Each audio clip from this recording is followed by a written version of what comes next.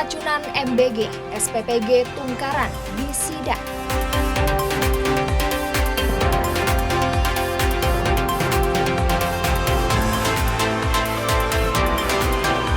Pasar Sentra Antasari kian redup.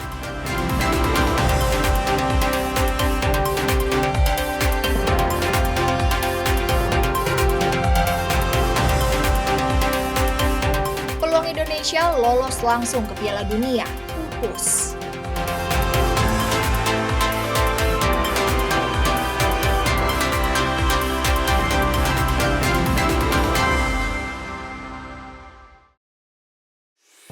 Halo, selamat pagi saudara. Senang kembali berjumpa dengan Anda di Kompas Kalsel hari ini, Sabtu 11 Oktober 2025. Selain 3 sorotan utama tadi, kami juga memiliki beragam sajian informasi menarik lainnya. Bersama saya Priscilla Nicholas, selama 30 menit akan menemani pagi hari Anda hanya di Kompas TV, independen terpercaya.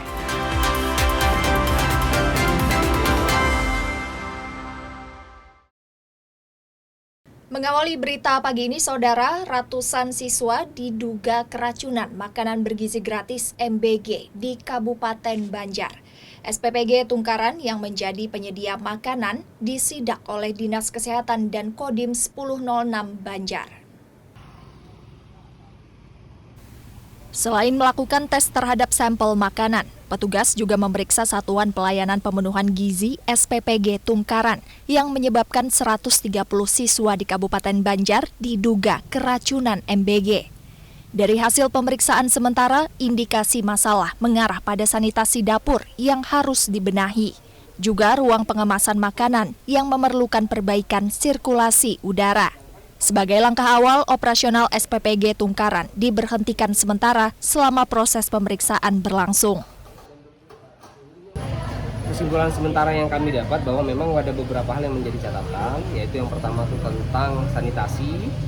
Kemudian yang kedua juga tadi kita melihat bersama ruangan untuk pengaturan atau packing makanan, di mana di sana mungkin tadi kita perlu menyediakan exhaust ataupun blower sehingga sirkulasi udara di dalam itu menjadi lebih baik. Sementara Dinas Kesehatan Kabupaten Banjar bersama BPOM tengah melakukan pemeriksaan kondisi dapur dan lokasi sekitar lingkungan. Sedikitnya terdapat 507 indikator yang dilakukan pemeriksaan. Nanti kan harus seluruh 507 tadi indikator yang dilihat itu baru nanti bisa disimpulkan hasilnya. Itu kira-kira target menyelesaikan 507 indikator itu kapan selesainya kira-kira? Mudah-mudahan dari petugas yang ada, mungkin termasuk juga BPOM kan nanti ada pemeriksaan sendiri ya mereka yang dalam 1-2 hari ini mereka melakukan pemeriksaan kunjungan lapangan. Nanti hasilnya mungkin dalam 2-3 hari mungkin setelah dianalisis. Dalam beberapa hari ke depan, petugas menunggu hasil uji laboratorium terkait kualitas makanan dan sampel air yang digunakan. Nabila Ceva, Kompas TV, Kabupaten Banjar, Kalimantan Selatan. Sebelumnya, korban dugaan keracunan program makan bergizi gratis di Kabupaten Banjar, Kalimantan Selatan terus bertambah. Hingga Kamis malam, saudara, lebih dari 70 siswa dilarikan ke Rumah Sakit Ratu Zaleha, Martapura. Posko MBG diaktifkan untuk memantau data terkini dugaan keracunan makan bergizi gratis di Kabupaten Banjar. Hingga pukul 20.40, tercatat 74 orang korban dengan 29 diantaranya sudah diperbolehkan pulang. Penyelidikan terus dilakukan pihak kepolisian terhadap dapur yang melayani sekolah korban keracunan massal. 20.40 jumlah pasien yang masuk akibat keracunan ini sudah 74 orang dan sudah kembali selama sebanyak 29 orang. Kemudian fasilitas dari pihak Pemda juga alhamdulillah mereka sigap untuk membantu menyiapkan. Waktu krusial ditetapkan hingga pukul 2 dini hari karena pengaruh makanan diperkirakan bisa berlangsung selama 12 jam. Namun dipastikan kondisi pasien yang mendapat penanganan di rumah sakit terus membaik. Kami berkoordinasi dengan tim kesehatan, khususnya kepala rumah sakit ataupun direktur rumah sakit dan juga pemerintah daerah melalui Pak Sekda Kita mengantisipasi sebenarnya waktu krusial ini adalah sampai dengan nanti malam jam 2 ataupun besok hari ya, hitungannya dini hari jam 2 malam. Karena secara teknis itu pengaruh itu bisa berlangsung selama 12 jam. Untuk mengantisipasi pasien bertambah dan tidak bisa teratasi di satu rumah sakit, rujukan tambahan disiapkan, yaitu Rumah Sakit Pelita Insani serta Puskesmas Martapura 1 dan 2. Nabila Ceva, Kompas TV, Kabupaten Banjar, Kalimantan Selatan.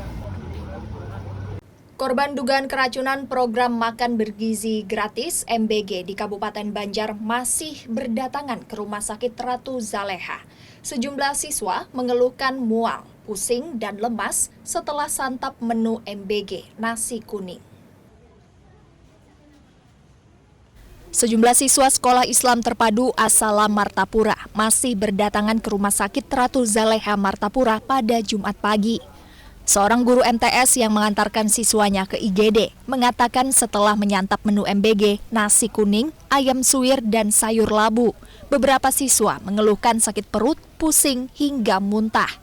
Jumat pagi, sejumlah siswa yang masih rasakan gejala keracunan diantarkan langsung ke IGD rumah sakit untuk penanganan. Kemarin makannya nasi kuning. Kemarin? Nasi kuning, ayamnya ayam apa nih suwir. Nah, Kalau hari ini? Hari ini kan ada lagi, sudah stop. Kan ada lagi makanannya. Nah, di stop dulu. Sementara di stop. Sementara Wakapolda Kalimantan Selatan, Brigjen Pol Golkar Pangarso, bilang beberapa korban yang baru diantar dianggap dokter hanya mengalami gejala ringan. Hingga Jumat pukul 11 siang, total korban mencapai 130 orang, dengan 10 diantaranya masih dirawat. Tadi hasil informasi dari dokter, memang ada yang berat yang harus dirawat di sini karena memang dengan simptom atau gejala awal itu muntah-muntah, kemudian sakit perut, demam. Ada beberapa yang harus dirawat, akan tapi ada beberapa juga yang baru masuk ini yang simptomnya hanya dianggap dokter itu ringan. Yang nanti mungkin setelah dilakukan infus ini akan dikembali. Polres Banjar dan Satgas Pangan juga telah mengambil sampel makanan dan telah dilakukan pemeriksaan ke Laboratorium Forensik Surabaya. Nabila Ceva, Kompas TV, Kabupaten Banjar, Kalimantan Selatan.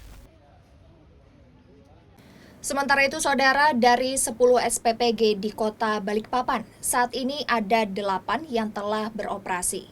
Menurut Dinas Kesehatan Kota Balikpapan, belum ada 1 SPPG pun yang memiliki sertifikat layak higienis dan sanitasi.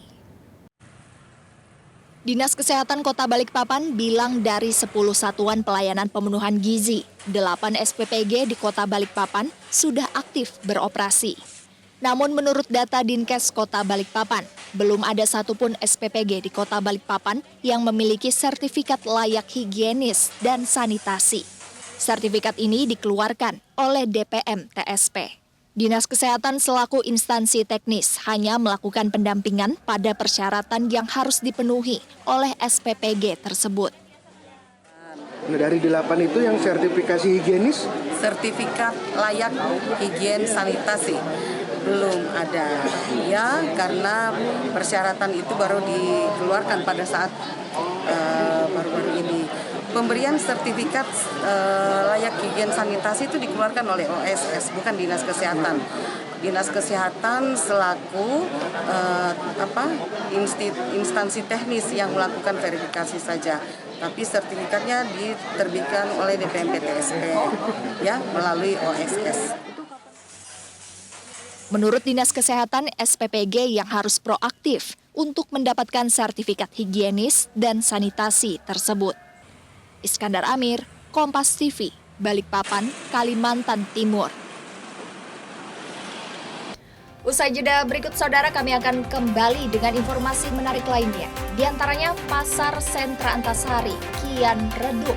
Selengkapnya sesaat lagi.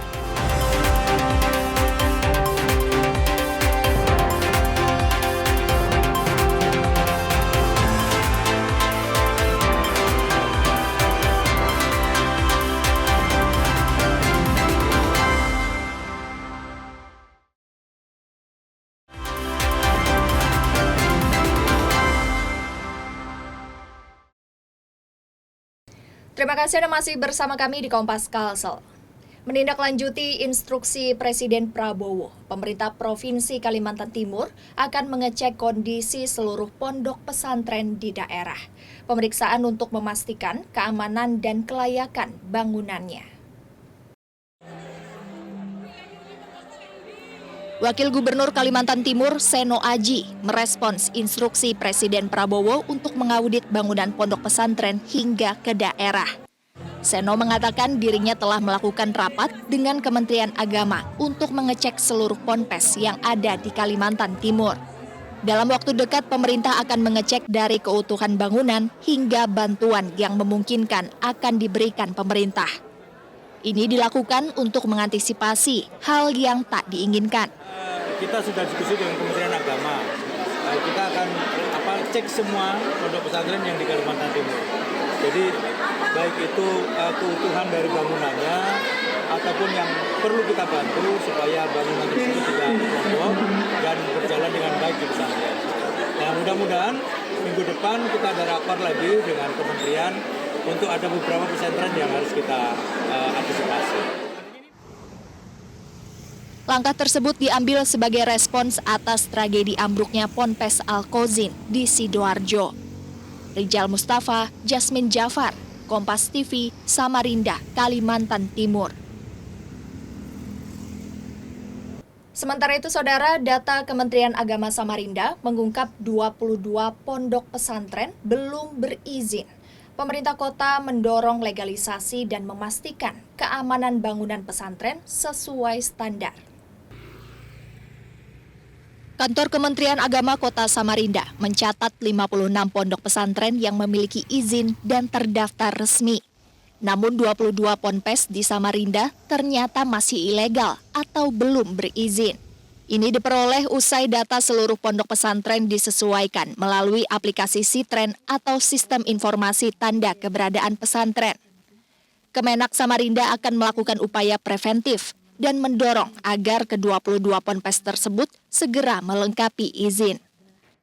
Menyampaikan berdasarkan data emis dari teman-teman di seksi Pontren, Bapak mendapatkan informasi bahwa jumlah pesantren yang legal, artinya resmi terdaftar di Kementerian Agama di Kota Samarinda berjumlah 56 lembaga. Dari 56 lembaga ini memiliki santri yang bervariasi, ya, jumlahnya nanti datanya saya kasih ke Masnya, dan mereka jenjang pendidikannya juga beragam, ada yang salafiyah, ada yang modern. Sementara itu, Wali Kota Samarinda Andi Harun bilang sesuai arahan Presiden Prabowo, pihaknya akan melakukan identifikasi dan audit seluruh ponpes di Samarinda. Tujuannya untuk memastikan bangunan ponpes memiliki standar layak dan keamanan. Hal itu dilakukan pasca peristiwa ambruknya ponpes di Sidoarjo. Ya, karena itu sudah menjadi perintah dan arahan dari Bapak Presiden, tentu kami di Kota Samarinda akan segera menindaklanjuti, memfollow up dalam waktu dekat. Pertama, melakukan dulu koordinasi dengan Kementerian Agama Kota Samarinda. Yang kedua, melakukan identifikasi semua pesantren yang ada di Kota Samarinda. Identifikasinya berlanjut apakah ponpes tersebut telah memiliki PBG atau SLF dalam rangka untuk melakukan audit terhadap bangunan infrastruktur pesantren untuk mengetahui apa secara konstruksi itu memenuhi standar layak, standar keamanan bangunan gedung. Dalam waktu dekat, Kemenak Samarinda akan melakukan sosialisasi untuk memastikan setiap pembangunan ponpes melibatkan ahli bangunan atau dinas PUPR. Rijal Mustafa, Jasmine Jafar, Kompas TV, Samarinda, Kalimantan Timur.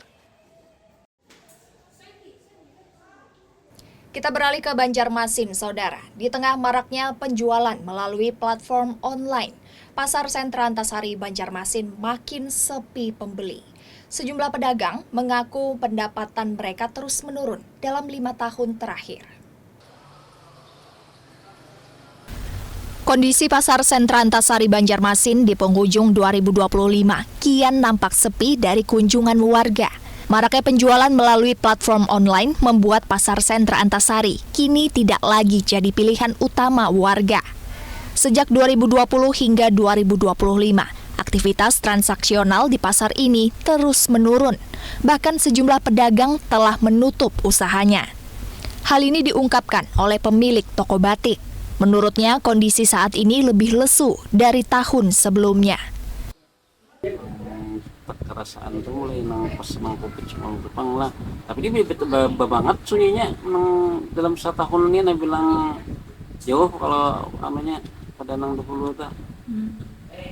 Rajin tuh lah waktu nang rame tuh kawajan nang barisan. Ini kayak jangan barisan gak senang anu gen kali.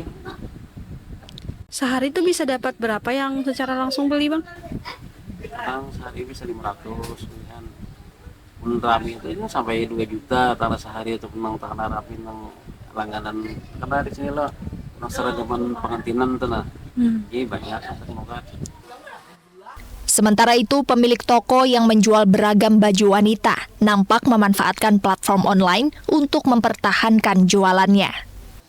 Kalau untuk pasaran yang ada nih, pasarannya sunyi aja, Kang. Cuman kalau kami rame di online, kami pakai grup di WA.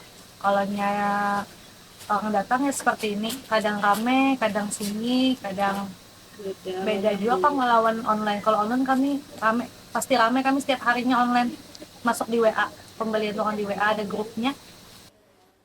Meski sepi pembeli, sejumlah pedagang masih berharap Pasar Sentra Antasari dapat kembali ramai seperti dahulu melalui peningkatan fasilitas dan dukungan pemerintah daerah. Syaidah Aisyah, Kompas TV, Banjarmasin, Kalimantan Selatan. Selanjutnya, saudara, kami akan kembali dengan informasi menarik lain. Peluang Indonesia lolos langsung ke Piala Dunia pupus. Informasi selengkapnya akan hadir usai jeda berikut.